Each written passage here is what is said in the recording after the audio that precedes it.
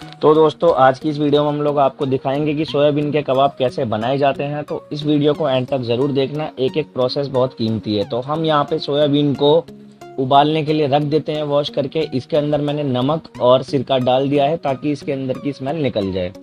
तो यहाँ पे हम बाकी चीज़ों की तैयारी कर लेते हैं। मैं लहसुन छील रहा हूँ। इसके साथ साथ दोस्तों आपको हरी मिर्च लेनी है, कुछ प्याज लेनी है, उनको आप छील लेना। बनाते बनाते हम लोगों को भूख लग रही थी तो हमने सोचा कि चाय भी बना ही लेते हैं लगे हाथों, तो इसीलिए चाय भी बन रही है और सोयाबीन उबलने के लिए रख दिए। तो जैसा कि आप देख रहे हो मैंने कुछ हरी मिर्च ले ली है और कुछ लहसुन छील लिए हैं मैंने 7 से 8 कलियां, और अदरक को भी छील कर रख लिया है। तो यहाँ पे हमारी सोयाबीन बॉईल हो चुकी है। तो दोस्तों अब हम लोगों को क्या करना है, हम लोगों को इन सब चीज़ों को चॉप करना है। हम चॉप कैसे करेंगे, इस चॉपर के अंदर इसमें अच्छे से बारीक करके चॉप हो जाता है जिस तरीके से हमें चाहिए। आप लोगों को अगर कबाब अच्छे बनाने हैं तो उसके अंदर सारी चीज़ें आपको बारीक कट करके डालनी पड़ेगी, जो कि आप इस चॉपर से बारीक कर सकते हो।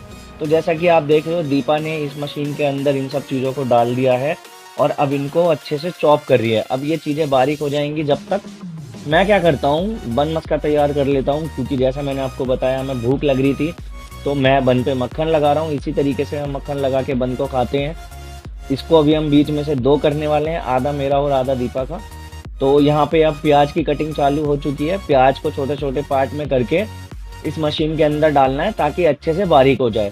अगर आप बड़ी बड़ी प्याज ऐसे ही डाल दोगे तो मशीन चलाने में दिक्कत होगी, मशीन नहीं चलेगी। ठीक है दोस्तों, और जो मशीन का धागा है टूटने की भी दिक्कत हो सकती है। तो प्याज इसमें डाल दी है, इजीली मशीन चल रही है क्योंकि हमने छोटे छोटे टुकड़े किए हैं प्याज के। अब आप ये देखना कि ये प्याज कितनी बारीक होने वाली है इस मशीन के अंदर। ये देखिए दोस्तों, ये मशीन मेरे बहुत ही काम आती है। इसके अंदर आप कुछ भी चॉप कर सकते हो इजीली बारीक बारीक, जो कि हाथों से चॉप करना बहुत मुश्किल है। प्याज के अंदर पानी होता है तो इसका पानी हम अच्छे से निकाल लेंगे, क्योंकि जो सोयाबीन का चूरा रहेगा हमें उसको गीला नहीं रखना है। ठीक है दोस्तों, तो ये हमने प्याज का पानी निकाल लिया है, प्याज को अलग रख लिया है। धनिया को अच्छे से हम वॉश कर रहे हैं। इसके अंदर धनिया भी जाएगा, धनिया का टेस्ट काफ़ी अच्छा लगता है। तो धनिया की जड़ों को काट देते हैं और धनिया के छोटे छोटे पार्ट करके इस मशीन के अंदर डालते हैं। जैसा कि मैंने आपको बताया, आप छोटे छोटे पार्ट करके डालोगे तो इजीली चॉप हो जाएगा। अगर आप बड़ी धनिया ऐसे ही डाल दोगे तो उसके अंदर फंस जाएगी। अब ये देखो आप कितने आराम से इसको हम चॉप कर पा रहे हैं। अब ये छोटी छोटी चॉप हो जाएगी। जैसे ही ये चॉप हो जाती है इसको हम प्याज के ऊपर रख देंगे। ठीक है, तो इन सारी चीज़ों को हमें मिलाकर ही सोयाबीन के चूरे में डालना है। ठीक है दोस्तों, तो धनिया यहाँ पे चॉप हो चुकी है, आप देख सकते हो। अब हमने इसको प्याज के अंदर ले लिया है, क्योंकि ये सारी चीज़ें सोयाबीन में जाने वाली हैं। तो एक साथ रखो अलग रखो वो आपके ऊपर है। सोयाबीन बॉईल हो चुकी थी दोस्तों, पानी इसका निकाल देते हैं। पानी निकालने के बाद हम इसको ठंडा होने के लिए रख देंगे, क्योंकि हमें इसको गारना होगा। अभी इसके अंदर पानी बहुत होगा। ठीक है दोस्तों, तो मैं इसको फैला देता हूँ ताकि ये ठंडी हो जाए। अभी ये ठंडी हो चुकी है तो मैं इसका पानी निकाल रहा हूँ। जैसा कि आप देख सकते हो धीरे धीरे सोयाबीन का पानी निकाल लेंगे दोस्तों। पानी जब निकल जाएगा तो हमें क्या करना है, सेम जैसे हमने बाकी चीज़ों को चॉप किया, इसी चॉपर के अंदर हमें ये सारी सोयाबीन धीरे धीरे करके चॉप करनी है। मिक्सी में पीसोगे तो दोस्तों उसमें अच्छी तरीके से नहीं हो पाता है। मेरे को सबसे बढ़िया इस मशीन से चॉप करना लगा, तो मैं जब भी ये कबाब बनाता हूँ तो मैं इसी मशीन को यूज़ करता हूँ। और सोयाबीन को आपको इस तरीके से दरदरा पीस लेना है। इसको एक दूसरे पतीले में हम रख लेंगे। ठीक है दोस्तों, एक पतीले में से लेके दूसरे पतीले में रखना है।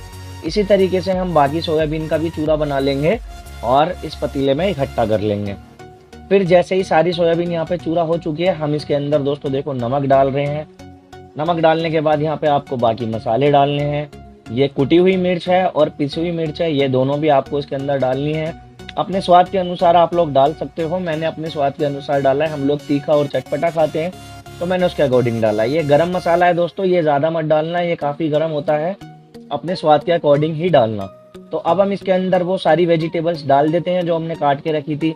अब यहाँ पे हम डालेंगे अरारोट। ठीक है दोस्तों, ये आपको 4 से 5 चम्मच डालना है। इसकी वजह से ही कबाब क्रिस्पी होते हैं। इसको हम कॉर्नफ्लोर भी बोलते हैं। ठीक है ना। इसके बाद आती है बेसन की बारी। बेसन भी आप इसके अंदर डाल सकते हो, बेसन से भी बाइंडिंग अच्छी होती है। ठीक है दोस्तों, तो मैं बेसन का यूज़ ज़रूर करता हूँ इसके साथ। बेसन भी हमने 4 से 5 चम्मच डाल दिया है। अब हम इसको मिक्स करेंगे अच्छे से। आप देख सकते हो ये सूखा सूखा सा चूरा लग रहा है, इसी तरीके से आपको बनाना है, गीला नहीं रहना चाहिए। सोयाबीन का पानी अच्छे से निचोड़ लेना, प्याज का भी पानी अच्छे से निचोड़ लेना। इस तरीके से कबाब बनना चाहिए। अभी मैंने आपको बना के दिखाया। ठीक है दोस्तों, अब हमने इसको पूरा मिक्स कर लिया। अब आई कबाब बनाने की बारी। अब इस तरीके से आपको इसका कबाब बनाना है। जैसे बेसन के लड्डू बनाए जाते हैं उसी तरीके से आपको इसका चूरा लेना है, उसको कबाब की शेप देनी है, जैसे कि मैंने बना लिया है। ठीक है दोस्तों, तो सारे कबाब ऑलरेडी बन के तैयार हो चुके हैं। अब ये लास्ट कबाब है मेरा। टोटल मैंने 250 ग्राम सोया चंक्स लिए थे बड़े वाले, जिसमें 17 कबाब बन के तैयार हुए हैं। मैंने इसमें कोई कंजूसी नहीं करी, बड़े बड़े कबाब बनाए। अब आई बारी इसको तलने की। तो दोस्तों फ्लेम जो है वो आपकी हाई होनी चाहिए, तेल अच्छे से गर्म होना चाहिए, वरना आपके कबाब टूट जाएंगे अगर आप लो फ्लेम पे इसको फ्राई करोगे। तो पहले इसको कढ़ाई में डालने के बाद थोड़ी देर फ्राई होने देते हैं। अगर हम तुरंत इसको छेड़ेंगे तो ये टूट जाएगा। तो ये थोड़े से हार्ड हो चुके हैं, तो इसको अलट पलट करके अभी हाफ फ्राई कर लिया है।